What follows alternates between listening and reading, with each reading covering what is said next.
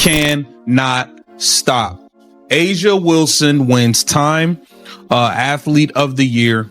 And rather than talking about herself, what does she want to do? She wants to down Caitlin Clark. She wants to downplay the impact and disrespect CC. Just shook the sports world with their Athlete of the Year reveal. A'ja Wilson claimed the crown for her jaw-dropping dominance. And yes, she earned every ounce of praise heading her way. But here's where the story takes a darker turn. Instead of keeping the focus on Wilson's brilliance, the article threw shade that landed like a sledgehammer aimed straight at Caitlin Clark.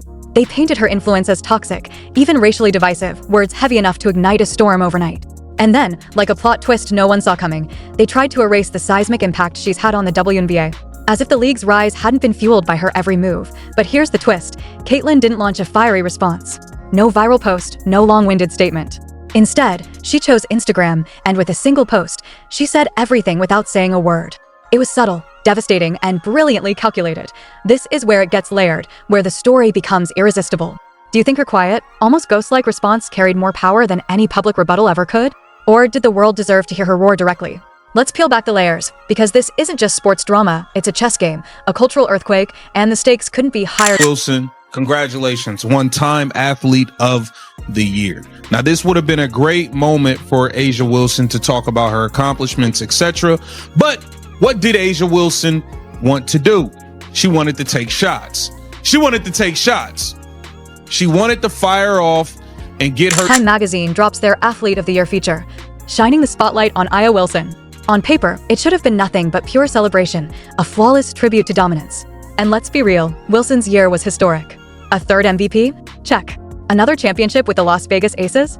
Check. Dominating the Olympics, turning the global stage into her personal highlight reel? Absolutely.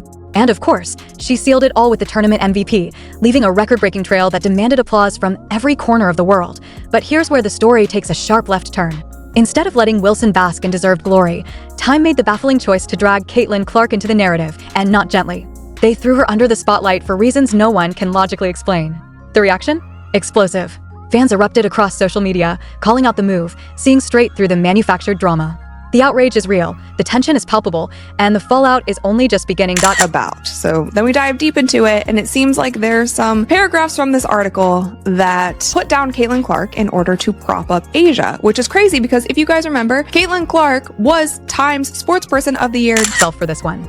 The article hits the stands and immediately drops a bomb. Caitlin's rise in the WNBA sparked a toxic, racially divisive narrative, positioning her as almost solely responsible for rescuing a league built on the legacy of a predominantly black player base. That's not a summary, that's a direct, uncut quote. And reading it? It's staggering, because here's the thing, Caitlin has spent the last year battling exactly this kind of narrative. She's gone out of her way, repeatedly, publicly, to make it crystal clear that she refuses to be the face of division or controversy. She consistently honors the legends who came before her, the players who paved the road she now walks on. Every interview, every press conference, every single media interaction has been marked by respect, gratitude, and humility. And yet, here we are again. Another piece, another attempt to twist her story, to cast her as some divisive villain, a portrayal that couldn't be further from reality. The audacity, the disconnect from truth, it's almost cinematic in how brazen it is done. Helped the WNBA hit milestone TV and attendance figures, but Clark's emergence created a toxic, racially divisive narrative that she was almost singularly responsible for salvaging a league whose foundation had been built by mostly black player base. I'm going to stop right there because, like I said, Caitlin Clark was Time Sportsperson of the Year last year. And in that article, she was asked multiple times about these narratives around Caitlin and the racial divide that happens in America and specifically around women's basketball. It has gotten so insane and she has denounced it so many times. She said it in the Times article that she doesn't want her name to be used for these different negative and divisive things that it's used for. And the fact that Time magazine named her Sportsperson of the Year in 2024 and then in 2025 turn around and put something like this in an article, by the way, you guys, that is supposed to. The article throws up A'ja Wilson's words, and I'm quoting directly. It wasn't a hit at me because I'm going to do me regardless. I'm going to win this MVP. I'll win a gold medal. Y'all can check my resume. It was more so, let's not lose the recipe. Let's not lose the history. It was erased for a minute. Okay, I get it. A'ja's intentions sound sincere. She's deeply proud of the WNBA's legacy, genuinely wants the league's history honored, and she's passionate about giving credit to the legends who built it from scratch. That's admirable, no question. But here's the part that's infuriating. Nobody, literally nobody with credibility, has claimed that the WNBA didn't exist before Caitlin Clark showed up. The truth? Caitlin didn't erase history, she ignited it. She injected a level of attention, excitement, and unprecedented visibility that the league had never seen before. Facts don't lie. Before Caitlin, the WNBA was steady but slow. Average viewership around 400 to 500K per game, arenas half empty, jersey sales modest, and barely a ripple in mainstream coverage. Then Caitlin arrived, and everything exploded. Suddenly, some games were drawing 2.5 million viewers, numbers that are jaw-dropping, historic, undeniable. The Indiana Fever went from one of the league's least watched teams to a full-on sensation, selling out arenas coast to coast with fans traveling just to witness her in person. This isn't hype. This isn't narrative spin.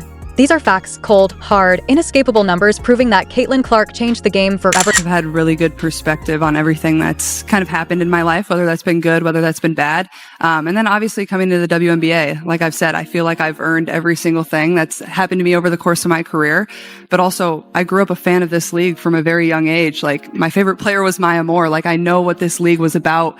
And like I said, like, it's only been around 25 plus years. So I know there's been so many amazing Black women that have been in this league, and continuing to uplift them, I think, is very important. And that's something I'm very aware of. And like I said, like, I try to just be real and authentic and, share my truth. And I think that's very easy for me. Like, I'm very comfortable in my own skin.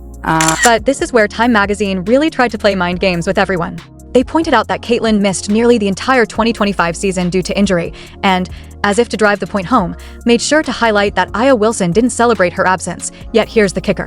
Viewership for both the regular season and playoffs didn't just hold steady, it remained strong. And that's exactly the problem.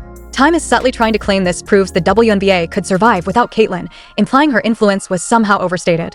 But anyone paying attention knows the truth. Her arrival didn't just boost numbers, it reshaped the entire league. To suggest otherwise? That's narrative manipulation at its finest.